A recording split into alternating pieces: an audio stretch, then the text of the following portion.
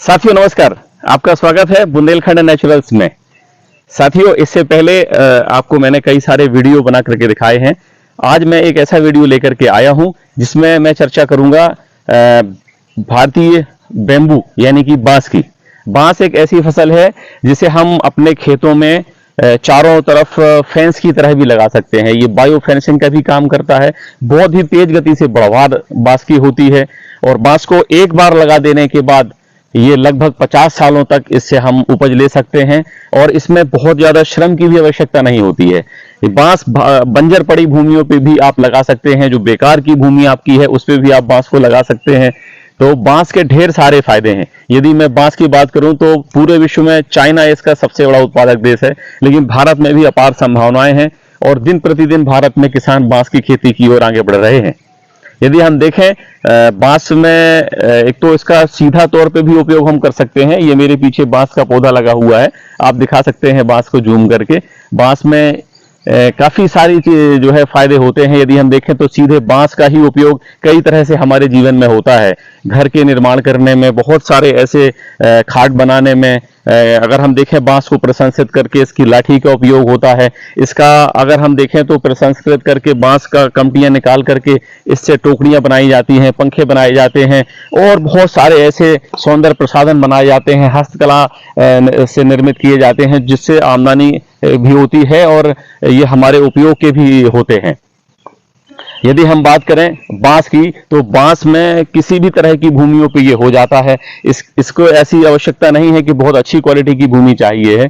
किसी भी तरह की भूमि हो, बंजर हो, बेकार पड़ी भूमि हो, पथरीली भूमि हो, ये उन सारी भूमियों में उग जाता है और एक बार उगाने के बाद यह लगभग 50 वर्ष तक चलता रहता है। और बांस में शुरू में देखभाल की आवश्यकता होती है। लगभग 1 वर्ष इसे शुरुआती दौर में विशेष देखरेख की आवश्यकता होती है, लगाने के पश्चात पानी या अन्य चीजों को लेकर के। इसके पश्चात इसमें देखरेख की विशेष आवश्यकता नहीं होती है और बांस को हर साल हम काट करके इससे कुछ ना कुछ आमदनी प्राप्त कर सकते हैं। तो मैं आज बात करूंगा आपको इतने लाभ पहुंचाने वाले बांस की खेती के विषय में। यदि हम बात करें इसकी वैरायटियां तो पूरे विश्व में इसकी बहुत सारी वैरायटियां प्रचलित हैं। भारत में भी लगभग 130 या 135 करीब वैरायटियां जो है प्रचलित हैं। इसमें से मुख्य रूप से यदि हम देखें तो बैम्बूसा बेम्बोस, बैम्बूसा बल्कोवा, बैम्बूसा बल्गेरिस ये वैरायटियां हैं जो बहुत ही अच्छा इससे हमें बांस प्राप्त होता है और इन वैरायटियों से हमें कई तरह के बांस प्राप्त होते हैं। पतला बांस जो आप मेरे पीछे देख रहे हैं, ये इस तरीके का बांस भी इससे प्राप्त होता है। आप देख सकते हैं, आप जूम करके भी दिखा सकते हैं बांस को। ये पूरी फेंसिंग पे ही लगा रखा है हमारे यहाँ पे, चारों ओर खेत की मेढ़ों के ऊपर, बाउंड्री के ऊपर हमने ये लगा रखे हैं। ये पतला बांस है, इसकी कमटी निकाल करके या अन्य चीजों में उपयोग किया जाता है।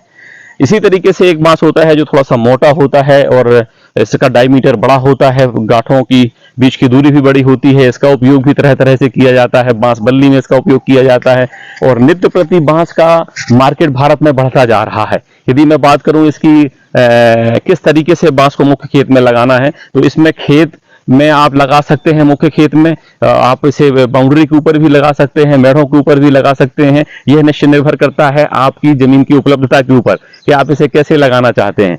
तो बांस की यदि हम बात करें कि इसका जो प्रवर्धन होता है या प्रसार होता है वो कैसे होता है, तो बांस जो है 3 तरह से लगाया जाता है। पहला तो बांस को हम बीज से लगा सकते हैं और ये लगभग बीज से लगाने के लिए बांस में 40 से 50 वर्षों में इसका बीज तैयार होता है। इसके बाद इसके बीज को कलेक्ट करके हम पौधशाला में, नर्सरी में इसका बीज ग्रो करके इसे हम लगा सकते हैं। दूसरा जो सबसे बेहतरीन साधन है जिसमें बांस तेज गति से बढ़ता है वो होता है इसके राइजोम या सकर से, या हम इससे शूट भी कह सकते हैं। बांस के नीचे जो बांस का पुराना बांस होते हैं उनके पास में बांस के तने निकलते हैं, नए तने। इन तनों को उखाड़ करके हम वहां से और अपने मुख्य खेत में ट्रांसप्लांट कर सकते हैं। तीसरा जो सबसे आधुनिक तरीका है वो तरीका है बांस का टिश्यू कल्चर पौधा। तो इसको लैब में तैयार किया जाता है, टिश्यू कल्चर पौधे को, और इसको तैयार करने के बाद हम इसे भी अपने मुख्य खेत में लगा सकते हैं और बहुत महंगा भी नहीं पड़ता है ये पौधा। अगर हम बीजू पौधे की बात करें, नर्सरी से बीजू पौधा लगभग 40 रुपए के आसपास मिल जाता है। राइजोम की बात करें तो 100 रुपए के आसपास मिल जाता है। इसी तरीके से यदि हम बात करें टिश्यू कल्चर पौधा भी लगभग 100-125 रुपए के आसपास अच्छी से अच्छी वैरायटी का मिल जाता है। यदि हम बात करें बांस की, तो यदि मुख्य खेत में हम इसे लगा रहे हैं तो बांस की एक लाइन से दूसरी लाइन की बीच की दूरी 10 से 15 फीट रखनी चाहिए। यदि हम बात करें पौधे से पौधे की दूरी 10 से 15 फीट हम रख सकते हैं। और इसी तरीके से यदि हम इसे प्लांट टू प्लांट, एक बांस के पौधे से दूसरे बांस के पौधे की दूरी की बात करें तो लगभग इसे भी हम 10 से 15 फीट रख सकते हैं, या 10 बाई 10 में भी इसे लगा सकते हैं। तो इस तरीके से हम देखें 1 एकड़ में लगभग हम 300 से 350 पौधे आराम से 1 एकड़ में हम इसे लगा सकते हैं। और पहले वर्ष बांस में देखभाल की आवश्यकता अधिक पड़ती है, तो पहले वर्ष इसमें थोड़ा सा बांस को मुख्य खेत में रोपित करने के बाद पानी का ध्यान रखना होता है, इसमें खरपतवार जो होते हैं उनका ध्यान रखना होता है। तो शुरुआत में 1 वर्ष मेहनत करने के बाद फिर यह हमें लगातार इससे उपज मिलती रहती है। साथियों, एक बहुत ही अच्छी बात है कि भारत सरकार ने 2006 में नेशनल बेम्बू मिशन की स्थापना की थी, और ये बहुत ही बेहतरीन मिशन है हम किसान साथियों के लिए। इस मिशन के अंतर्गत यदि कोई किसान साथी भारत में कहीं भी बांस की खेती करना चाहता है, बांस लगाना चाहता है, तो उसे भारत सरकार लगभग योजना का 50% सब्सिडी के तौर पे देता है। और इसमें जहां तक मुझे जानकारी है, लगभग प्रति पौधा बांस की खरीदी से लेकर के देखभाल करने तक लगभग 3 साल की अवधि में 120 रुपए किस्तों में देता है प्रति पौधा। तो आप इसके लिए NBM नेशनल बेम्बू मिशन की साइट पे जाकर के ऑनलाइन चेक कर सकते हैं कि किस तरीके से ये योजना संचालित हो रही है आपके राज्य में। यदि मैं बात करूं तो बांस फसल में एक छोटा सा ड्रॉबैक है, और ये अधिकांश उद्यान की फसलों में ड्रॉबैक होता है, क्योंकि बांस फसल में शुरुआती 4 से 5 वर्षों में हमें आमदनी नहीं होती है, केवल इनपुट लगाना पड़ता है, उसमें देखरेख करनी पड़ती है, पानी देना पड़ता है, खरपतवारों का नियंत्रण करना पड़ता है। तो इसके लिए हम क्या करें कि बांस की लाइन से लाइन और पौधे से पौधे के बीच की जो दूरी होती है लगभग 10 से 15 फीट, अगर हम मान के चलें स्टैंडर्ड 3 मीटर 4 मीटर हम पकड़ लेते हैं। इस बीच की दूरी में यदि हम रबी, खरीफ और जायद तीनों मौसमों में मौसमी फसलें लगा लेते हैं, तो हमें क्या होगा कि बांस के लिए हमें अतिरिक्त श्रम नहीं करना पड़ेगा, अतिरिक्त मेहनत नहीं करनी पड़ेगी। हम जो अपनी मुख्य फसलों में मेहनत करेंगे, जो खाद देंगे, उर्वरक देंगे, जो हम निदाई गुड़ाई करेंगे, पानी देंगे, उससे बांस को मुफ्त में ही ये सारी चीजें मिलती रहेंगी। तो देखिए कितना अच्छा तरीका है, इसे अंतर्वर्ती फसलें बोला जाता है। तो आप सभी किसान साथियों से निवेदन है कि आप भी बांस की फसल में अंतर्वर्ती फसलों को अवश्य लें, जिससे आपका बांस में इनपुट बहुत कम हो जाएगा और लाभ अधिक निकलेगा।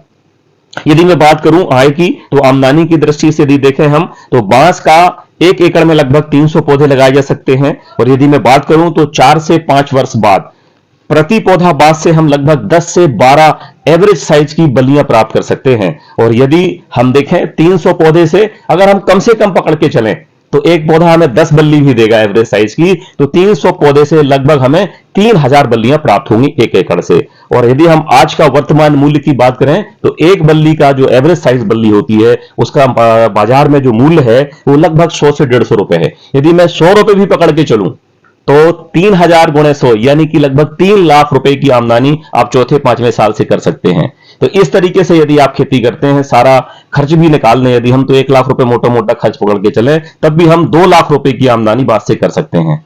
बांस में हमें एक राज्य से दूसरे राज्य ट्रांसपोर्ट करने में, बांस को एक स्थान से दूसरे स्थान ले जाने में, यहां तक कि अगर आपने स्वयं की भूमि पे बांस लगा रखा है तो उसे काटने के लिए, जंगल से तो आप काटने के लिए परमिशन लेने की आवश्यकता तो थी ही, लेकिन स्वयं की भूमि पे भी आपको बांस काटने के लिए फॉरेस्ट डिपार्टमेंट से एक NOC लेना पड़ता था, एक ट्रांजिट पास बनवाना पड़ता था, जो बनवाना बहुत ही मुश्किल था और बड़े पापड़ बेलने पड़ते थे। तो लेकिन भारत सरकार ने 2017 में एक कानून बनाया, या इस कानून में संशोधन किया, और उस संशोधन के अनुसार बांस को वृक्षों की श्रेणी से बाहर रखा है और बांस को एक घास की तरह ही माना है। और वास्तविक तौर पर देखा जाए तो बांस एक वृक्ष नहीं है, यदि आप देख रहे हैं तो बांस एक घास की तरह ही होता है। तो बांस को जब से घास की श्रेणी में 2000 से रखा गया है, तो इसे काटने के लिए किसी भी तरीके की परमिशन की आवश्यकता नहीं है, ट्रांसपोर्ट के लिए किसी भी तरीके की समस्या नहीं है। अन्यथा पहले हुआ करता था, हमारे साथ भी ऐसा हुआ है कि यदि हम बांस लेकर के कहीं से आ रहे हैं तो फॉरेस्ट डिपार्टमेंट ने रोक लिया हमारी गाड़ी को, और फिर बहुत सारे पापड़ बेलने पड़े, समस्याएं उठानी पड़ी, तब जाकर के हमारा ये इससे हम निपटे।